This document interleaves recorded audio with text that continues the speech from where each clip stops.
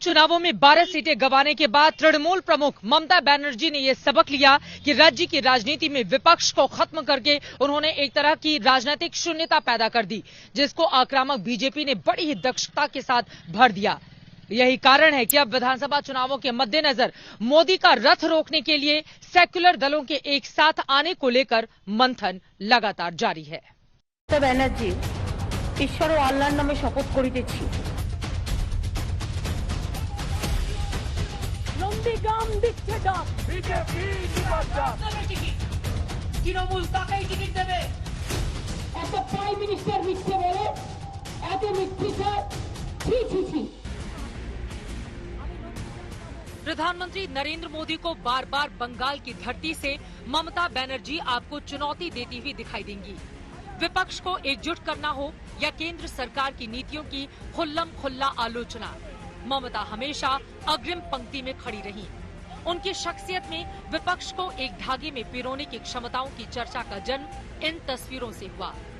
भले ही ममता पर वामदल से लेकर बीजेपी तक मुस्लिम तुष्टीकरण के आरोप लगाती हों, लेकिन ममता की छवि एक सेकुलर नेता की है।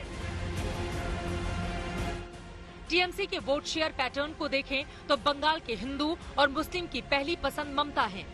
इसे आप यूं समझ सकते हैं कि ममता की सियासी ताकत के पीछे दक्षिण बंगाल के 9 जिले हैं, वही 9 जिले जहां से टीएमसी छप्पर फाड़कर सीटें जीतती आई है।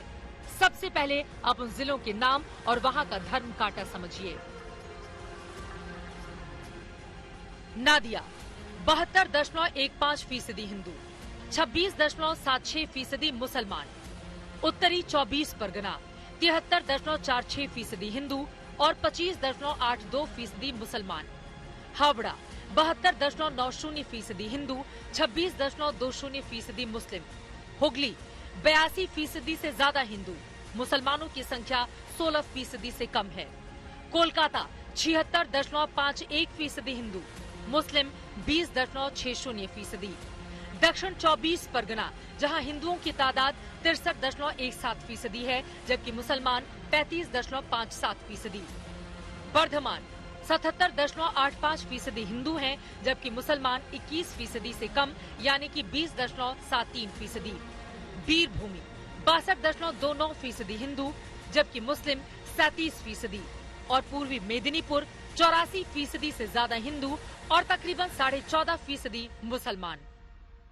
I am also Hindu. I will not take certificate from BJP that I am Hindu A or I am Hindu B or I am Hindu C or I am Hindu D or I am Hindu Z. I am Hindu. I am also Hindu. You compare. If you can catch me, sit, discuss. I will give you the what is Hinduism. तो क्या है? अमित शाह भी कर सकता है और भी कर सकता है, लेकिन आपको तो एक तो डिग्निटी देखना चाहिए ना, किसका साथ आप कर सकते हैं। इन 9 जिलों में कुल 178 विधानसभा की सीटें हैं, तो लोकसभा की 22 सीटें यही से आती हैं।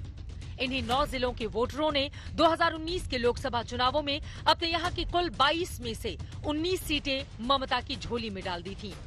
यानी ममता को 2016 या फिर 2019 में प्रचंड जीत मिली तो फॉर्मूला यही था, हिंदू और मुस्लिम वोट साथ साथ। चुनावी जंग में अब इन्हीं जिलों में टीएमसी का प्रदर्शन ममता का भाग्य तय करेगा।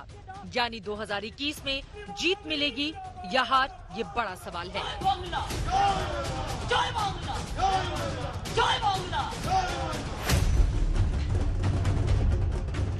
ममता के इसी गढ़ को जीतने के लिए बीजेपी ने 9 जिलों में पूरी ताकत झोंक रखी है। अमित शाह से लेकर नड्डा तक दक्षिण बंगाल का दौरा कर चुके हैं।